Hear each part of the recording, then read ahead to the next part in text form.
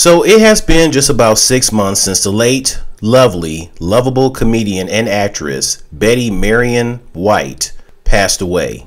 Like I said before, I was not able to do a video about the death of Betty White because I had personal things going on with me at the time, but I don't care that it has been almost 6 months. I am still going to do a video about her death. Just overall about this amazing, funny, wonderful woman. Betty White was a pioneer of early television, having a television career spanning for more than 7 decades. She was one of the first women to work both in front of and behind the camera. She was the first woman to produce a sitcom, which was Life with Elizabeth, that starred her and Dale Moore. After transitioning to television from radio, Betty became the staple panelist of American game shows, as she was dubbed as the First Lady of game shows. She was also referred as the First Lady of television. Betty became the first woman to receive the Daytime Emmy Award for Outstanding Game Show Host for the show Just Men. Betty was on The Mary Tyler Moore Show as Sue Ann from 1973 to 1997. Betty was on Mama's Family with her future Golden Girls castmate Rue McClanahan. We are aware of her role as Rose on The Golden Girls. The Golden Girls is where Betty's career became even more successful. Betty was so hilarious as Rose, even though Rose was not very bright, as she was naive and simple-minded. Rose was also an animals lover, just like Betty White herself. Betty White said that she always loved animals since she was in the womb, as in when her mother was pregnant with her. Betty was also an animal welfare advocate and a supporter and advocate of the LGBT rights. Now, there was that one episode of The Golden Girls where Rose and Blanche first met. Blanche had a feeling that Rose was a wild one. Then Rose said she is when it comes to her eating raw cookie dough, running through the sprinklers while not wearing a bathing cap, and putting away an eggnog at Christmas. The look on Blanche's face said it all. She stopped smiling after Rose said all of that. It was that day when Blanche knew that her and Rose would not work out as roommates.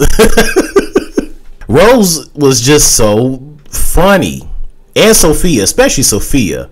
The way she would just make jokes about everybody, how sarcastic she was. Rose and Sophia were like the two funniest out of the four. Sophia, I would say, was overall the funniest out of anybody, and then there's Rose. Oh my God. After 7 seasons, The Golden Girls ended on May 9th, 1992. Hey, did you guys know that the show had a sequel called The Golden Palace? Yeah, The Golden Girls had a sequel. Bea Arthur departed from the series, so she was not in the sequel, although she guest starred in a double episode. So Betty, Rue, and Estelle Getty reprised their roles for the sequel. The sequel did not air on NBC, but it aired on CBS, and it was canceled after 1 season. Don Cheadle was also on the show, ladies and gentlemen. Don Cheadle was on The Golden Palace.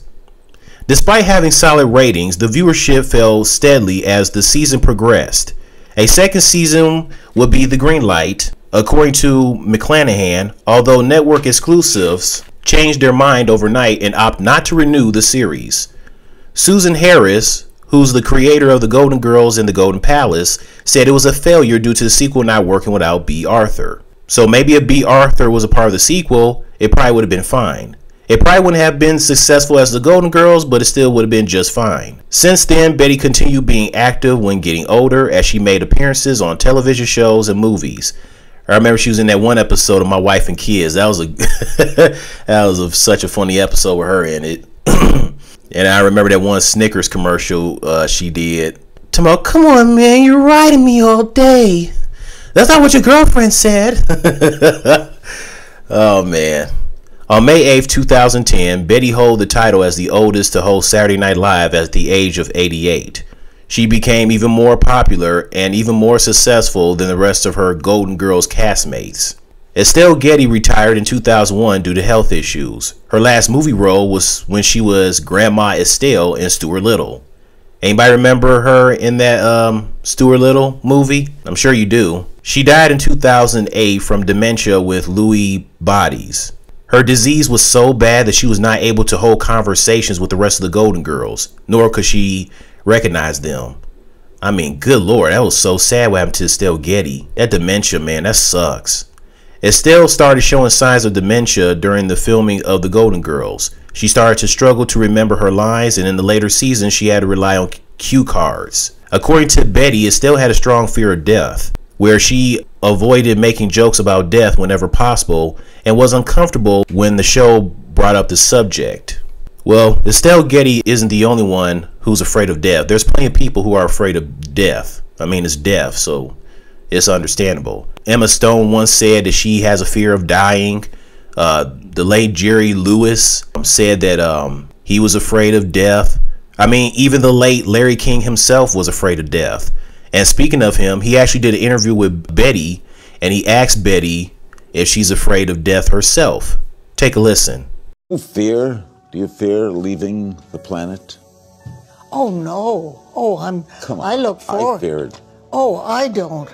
I'm so curious. We all know everything about everything. My mother taught me this. We know the answers to everything, or we can find out the answers. But the one thing we can't find out is what happens that moment after. You can think, you know. You can think, you know. You can faith. You can be religious. You can all those things, but you don't know for certain. I just find it fascinating. I'm curious.